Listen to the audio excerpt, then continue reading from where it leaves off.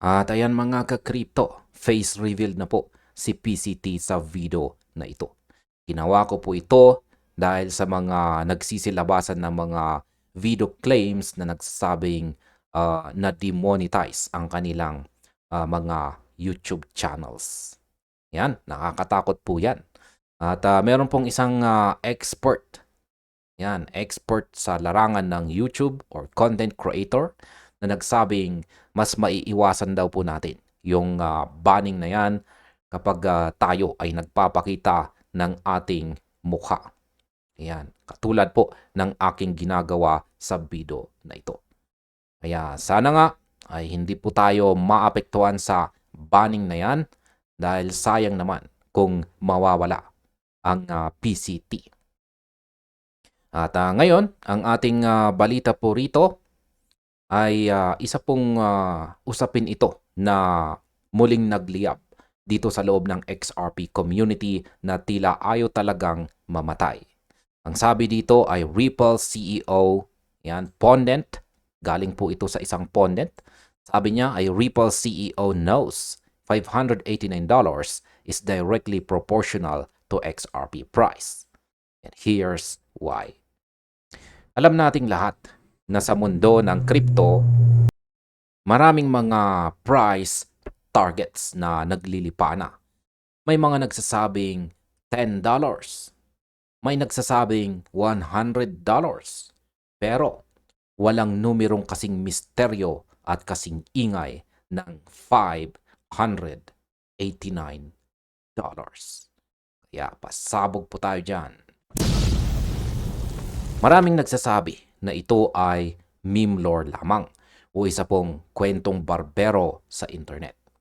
Pero dito po sa balita natin dito, ayan, ang balita po natin dito ay may naglabas ng isang napaka-intriguing na detalye. Ang CryptoPonent na si Future XRP dito o kilala rin bilang D5 Blair, ayan, ay may napansin na isang bagay na verifiable o pwede pong i-check ng kahit sino sa atin. Ang X account ni Ripple CEO Brad Garlinghouse. Sa kasalukuyan, si Brad ay nagfa-follow ng eksaktong 589 na accounts. Para sa isang normal na tao, baka wala itong kahulugan. Pero para sa mga eksperto at sa mga matatagal na sa XRP space, ito po ay isang malakas na signal. Nagkataon lang ba ito? O may mensaheng gustong iparating ang leader ng Ripple? Kaya sa video na ito ay pag-uusapan po natin ang malalim na teorya sa likod ng numerong ito at kung bakit marami ang naniniwala na ang $589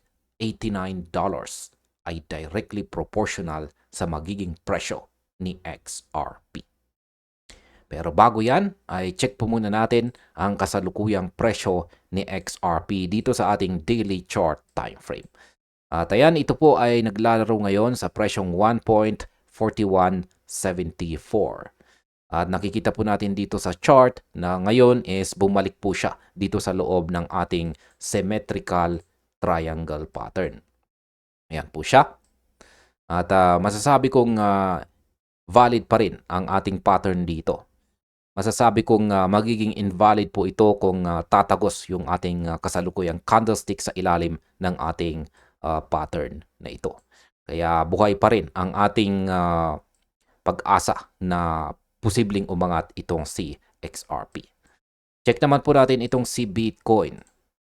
Yan, kung titignan naman po natin si Bitcoin ay umabot na po kasi siya sa kanyang major support na 78,126.93. Kung magre-rebound po siya rito or tatalbog po siya rito is mataas ang chances na mahahatak na rin itong si XRP para ito ay umangat. Yan, ganyan lamang po kasimple ang aking analysis dyan. At balikan po natin ang ating balita dito para pag-usapan ang follower or follow count ni Brad Garlinghouse. Yan, simulan po natin sa pinaka-basic na detalye. Bakit kailangang maging $589 ang followers ni Brad. Ayon po kay Future XRP dito, ang pagpili sa numerong ito ay hindi po aksidente. Sinasabi niya na maaring ito ay XRP meme lore lamang. Pero duda ako. Ayan, duda daw siya. Para sa mga proponents ng teoryang ito, ang bawat galaw ng mga executives ng Ripple ay kalkulado. Sa isang industriya kung saan ang optics o kung paano ka nakakikita ng publiko ay napakahalaga. Ang pananatili sa numerong 589 ay tila isang kindat o nod. Yan, nod sa community na matagal nang naghihintay sa presyong ito. Ayan. Sa aking opinyon, ang usaping ito ay higit pa sa simpleng social media activity. Kung titignan po ninyo ang kasaysayan ng Ripple, laging may mga Easter eggs o mga nakatagong mensahe sa kanilang mga presentations at saka public profiles. Ang numerong 589 o 589 ay naging simbolo na ng tagumpay ng XRP. Ngunit kailangan nating itanong, ito ba ay pampalakas loob lang sa community o may mas malalim na mathematical basis ito? Kaya masasabi ko po rito, bilang isang matagal nang nagbabantay sa galaw ni Brad, siya ay isang tao na alam ang bawat kilos niya. Ang pag-follow sa 589 na tao ay pwedeng isang paraan para panatilihing buhay ang usap-usapan tungkol sa XRP. Tungkol po kay XRP nang hindi siya direktang nagsasalita tungkol sa presyo. Dahil alam nating bawal sa mga CEO ang mag-shield ng sarili nilang token dahil sa regulasyon. Ito po ay isang silent communication. Para sa kabila ng katuwaan sa numerong ito, dapat po nating tingnan ang logic sa likod nito. Hindi lang ito tungkol sa followers. Ito po ay tungkol sa kung ano ang kinakatawan ng numerong 589 sa kabuuang financial system na itinayo ng Ripple. Yan, dito naman po tayo sa teorya. Yan, teorya ng institutional efficiency. Ang $589 price target ay hindi lang basta kinuha sa hangin. Ang mainstream argument ng mga proponents na ito ay nakasentro sa efficiency. Yan, ang efficiency. Sinasabi po ng teorya na kapag ang Ripple payment infrastructure ay tuluyan ng niyakap ng mga malalaking institution sa buong mundo, ang volume ng capital na dadaan sa XRP Ledger ay magiging dambuhala. Para maging optimal o pinaka-epektibo ang paglilipat ng bilyong-bilyong dolyar sa cross-border settlements, kailangan po ang presyo ng XRP ay nasa isang level na kayang i-accommodate ang liquidity na yan ng walang malaking slippage. Sa aking opinion ay dito po tayo pumasok sa usapin ng functionality. Sinasabi po ni Future XRP dito na ang Ripple leadership ay tested na ang system sa loob ng maraming taon. Alam nila ang eksaktong presyo kung saan magiging pinaka-efficient ang pag-adapt ng mga institution. Kaya ang masasabi ko po rito ay may punto ang teoryang ito. Yan, may punto po ang teoryang ito pagdating sa liquidity mechanics. Kung sa XRP ay mananatiling mababa ang presyo, halimbawa ay $1 lamang, mahirapan po itong maglipat ng $10 billion sa isang iglap dahil kailangan mo ng 10 billion tokens. Pero kung ang presyo ay $589, mas kakaunting tokens lang ang kailangan para ilipat ang parehong halaga ng pera. Ito ang dahilan kung bakit sinasabi nilang directly proportional ang $589 sa presyo.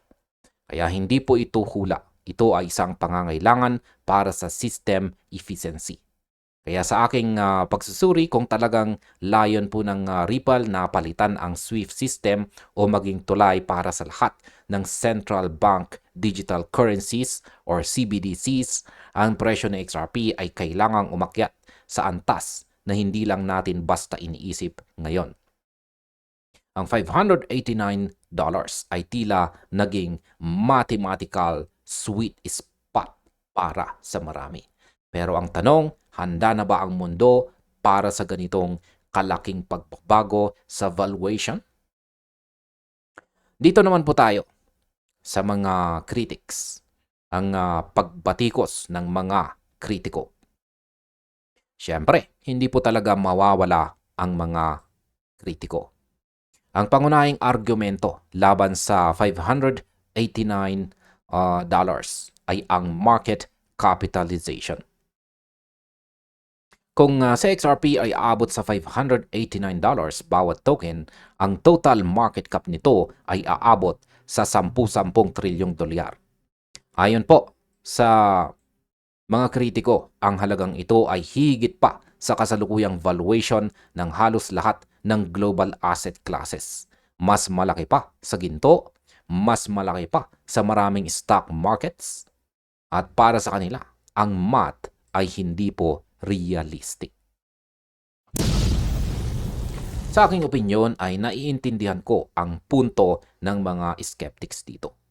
Sa traditional na pananaw ng finance, ang market cap ay ang ultimate ceiling. Pero ang opinyon ko, ang mga kritiko ay madalas gumamit po ng old finance rules. Yan, makalumang patakaran. At yan po ay sa isang news. Ang teorya po na ang $589 ay directly proportional sa presyo ng XRP ay nananatiling isa sa pinakamakapangyarihang narrative dito sa crypto space. Mula po sa follow count ni Brad Garlinghouse hanggang sa institutional flow mechanics na ibinahagi ni Future XRP, malinaw na may malalim na koneksyon ang teknolohiya at ang inaasahang halaga nito. Bagamat ang mga kritiko ay nananatiling nakatutok sa market cap at saka sa traditional na math, ang community naman ay nakatingin sa future of finance kung saan ang utility ang magdidikta ng presyo. Ang Ripple ay patuloy na nagtitest, patuloy na bumubuo at patuloy na nagpapadala ng mga mensahe sa mga nakakaalam kung paano magbasa sa pagitan ng mga linya. Kaya manatili po tayo mapagmasid, manatiling disiplinado at lagi po nating tandaan na sa mundo ng XRP, ang bawat numero ay may kwento. Yan, silipin po muna natin ulit ang ating daily chart time frame dito kay XRP. At gaya ng aking sinabi kanina, kung hindi po tatagos ang presyo ni XRP dito sa ilalim ng ating pattern dito. Ayan. Kasi kung tatagos po siya dito, mai-invalidate yung ating pattern at possible na babagsak po siya hanggang dito sa ating major support na 1.3211. Pero hanggat hindi po yan nababasag, is may chance pa rin po tayo na umangat itong si XRP dito. Ayan. Possible na aakyat po siya. Ayan. At gaya nga ng nakita natin kanina, isa pang signal na nakikita natin dito or binabantayan natin dito ay itong si Bitcoin. Ayan, nakikita natin na bumagsak si Bitcoin at tumama na po siya dito sa kanyang major support dito. Ayan.